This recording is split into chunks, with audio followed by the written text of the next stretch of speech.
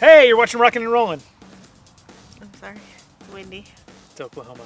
Hey, you're watching Rockin' and Rollin'. I'm Dan. I'm Jenna. And we're the Thompsons. And we got some questions to answer. That's right. These are the most frequently asked questions about the full-time RV living lifestyle. Top 5-ish full-time RV questions, starting right now.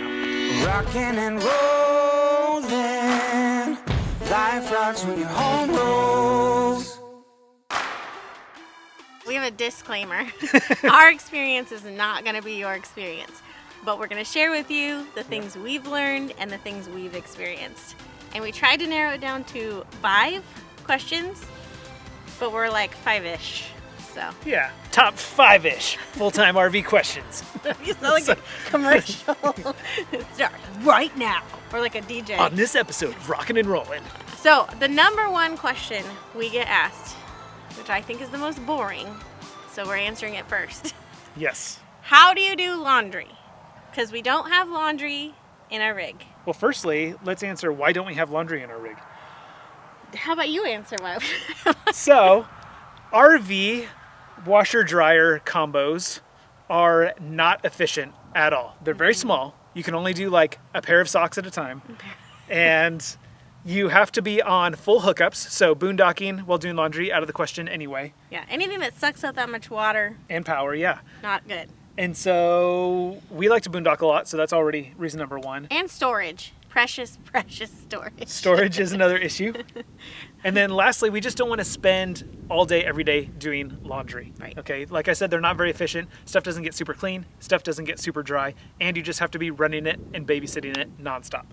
So our solution instead is to...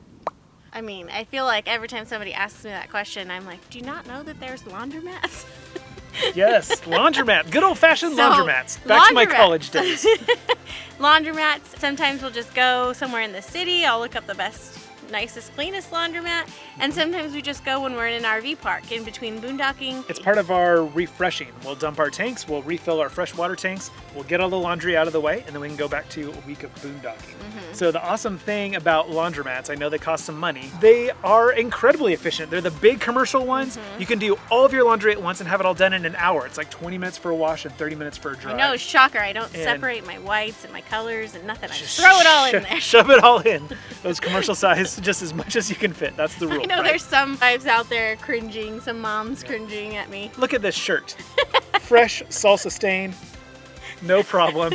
Hey, we boondock most of the time, so don't gotta look presentable. That's right. Well, but we do, though. We do look presentable. Stop cringing at my wife. All right. So, got that question out of the Yeah, way. let's move on to some more interesting questions. So, the next question that we get asked, hang on, I forgot it already. Yep. And by the way, if you are bored of our banter, I'm going to put timestamps down in the description for all these questions, so you can just skip ahead to the ones that you want to know. We banter a lot. What is the monthly cost of living full-time and what makes it cheaper? And how can you do it for cheaper, probably, Yeah. is I think what people are asking. That was the exact question. So. Right. So this lifestyle is as cheap or as expensive as you want it to be. And Yep. so basically what I wish somebody would have told me in the beginning is whatever your current cost of living is, that's probably what you're going to make your cost of living full-time RVing, because you will just scale your expenses based on how you're used to living your life. Now, we know people that do this lifestyle that they love all the amenities. They just go from KOA park to KOA park. They want to do the water slides, the go-karts, all that stuff. And they're spending upwards of $10,000 a month for all this stuff that they're doing. And then on the flip side, we also know families that dry camp a lot. They have a rig that's good for staying planted out in the wilderness and also being able to, dump and refill. They've got all like the bladders and everything that you need to be able to do that. So your rig has a lot to do with it. Your setup, it's something to consider when you go full-time. How much do I want to be in a park? How much do I want to be boondocking? Do I even like boondocking? Those are all Yes. questions you have to figure out yourself. Exactly. And we could give a really rough estimate, and we've even looked at people's budgets, and it never compares because it just depends on you, your family's needs. Your lifestyle choices? Yeah, and you can do this on a shoestring budget. It can be very cheap. It can be very expensive. That's what we're getting. That's Yes. kind of what we're getting at here. Now, for us, I mean, we love to save money by dry camping. One of the reasons is we just like being out in the wilderness. That's awesome. Yes. But two, when we save money dry camping, then that's more money we can spend doing the fun things, going out to the nice restaurants, doing the museums, and all the experiences that go along with it. Yeah. So that's how we sort of scale it, versus when we're paying money for an RV park, it's usually because we need to get some work done. Right. So that's when, you know, we're paying money for the RV park, but then we're staying in a lot. We're not doing a lot of the things. We're just kind of getting the stuff done that we need to get done. Yeah. Which kind of transitions us, I think, to the next question. How do we make a living on the road? And that's another thing about this lifestyle that works really well for us, is that because the expenses are adaptable, our income fluctuates from month to month because we are self-employed.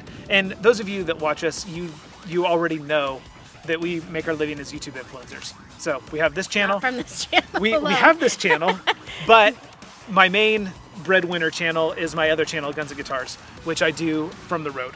And so... Well, and I think too, it was a preparation when God called us out, because, you know, you started Guns and Guitars long before we ever thought about this. And it was, I mean, years in the making before it made any kind of living for us to live off of. So I think what you're getting at is you can't just pick up and hit the road and become a YouTube influencer. Yeah. It's something that you have to build, and it's one of the things that God called me to. If you haven't watched our very first video we uploaded, our story, how God called us to this lifestyle, one of the ways that he prepared us was that he called me out of a ministry that I was working in and into being a YouTube influencer.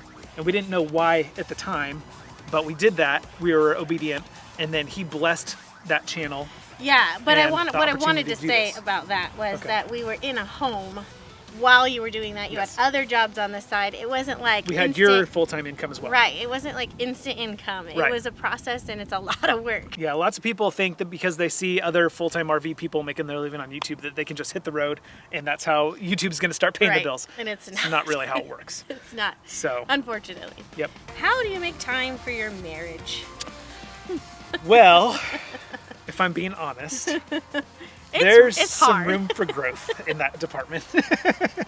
When you're, you know, there's a lot of things you learn when you're living all together, and there's not a whole lot of privacy and time apart, and grandparents you can ask to babysit, or, you know, you lose that when you get on the road. But I think we've just really tried to make it work we get the kids to bed on time. So that's the number one way, is we are just really strict about the kids' bedtimes. That way Jenna and I get us time at the end of the night.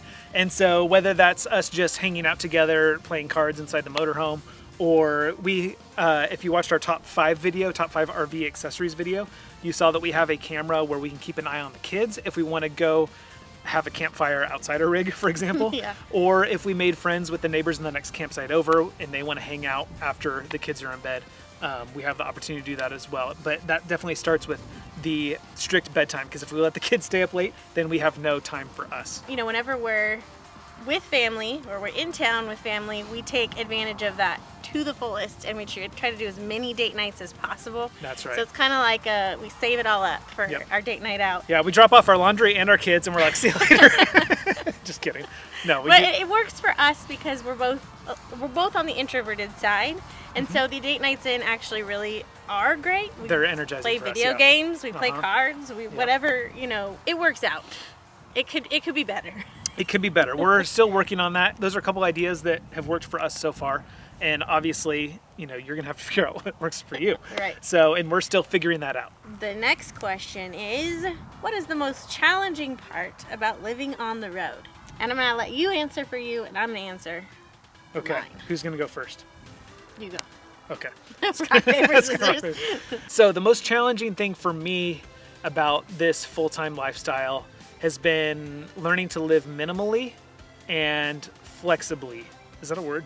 Flexibly? And learning flexibility. Learning flexibility. Because, you know, I had all these grand aspirations about how this lifestyle was going to work out, what travel days were going to look like, how I was going to balance work and being able to go out and do all the fun stuff. And I soon learned that nothing ever goes according to plan. And so the first few months on the road for me were the most anxious and frustrating months of my life, until I finally learned to relinquish that control. Because that's one of the things that God, I think, was trying to work on my heart when he called me to this lifestyle, was to let go of control and understand that all of this is in his hands. You know, I don't have to carry all these extra burdens that I was carrying. And so that was the biggest challenge for me, was I think coming to that conclusion. And it's honestly still big work in progress. Like, Well, I put it this way, like it's some friends of ours recently got started on the road and, talking about how their first trip's the shakedown, and I feel like saying it's not really, because technically you're always in the shakedown. I think it really just depends on your attitude and how you embrace it, and then that determines, I mean, for those of you that don't know, the shakedown is this period of time when you're learning to live in an RV and everything bad seems to happen. Yep. Everything that can go wrong will go wrong. Right. That's the shakedown. But what we've learned, I think, is the shakedown isn't a isn't specific about amount of stuff. time. Yeah. It's about learning you. the condition of your heart and being able to go with the flow. Yeah, like how well are you going to embrace the lifestyle? And for us, it was about learning to fully commit and trust the Lord to teach us and to walk with us in it, and to give us the knowledge and the strength to learn how to do this. Yeah. So that was his. And for me, I think the biggest challenge is not having a stable community of friends, your church family, those kinds of things. I just feel like now that we've been on the road for a long time, that's kind of the biggest challenge is The consistency. of that. Because we've made amazing friends. Yes. We've visited amazing churches.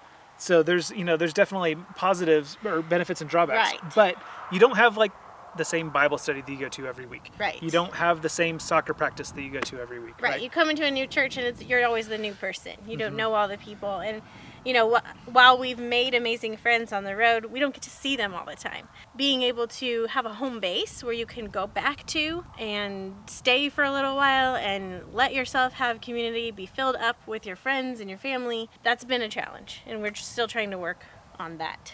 Yep. What was the biggest surprise for you going full time? And I'll go first. Okay. I feel like for me, the biggest surprise, and it wasn't something I fully thought through because I'm just not that kind of person. I kind of when I go for something, I just want to go all in. And I thought, this is going to be great. Let's just go on all kinds of adventures. Let's live in all the states. Let's go visit family.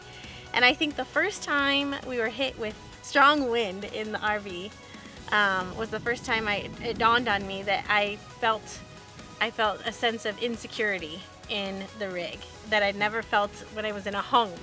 Much more exposed to the elements. Right, and you hear everything more because you're in this tin can. And so the weather seems scarier, I think, when you're on the road. And it started this fear of weather for me that I just was not expecting. And it kind of came out of the blue. I never used to fear thunderstorms. I always thought they were cool. Now I'm like, okay, we're in Oklahoma. We're here in tornado season. And I'm in panic mode because I'm like, great,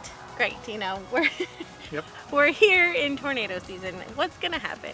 So I think that for me, that was the biggest surprise. I don't think I was expecting to be so afraid of that. Yeah. And to be fair, we thought that we were going to be fair weather travelers. We did. But remember how I said nothing ever goes according to plan? No.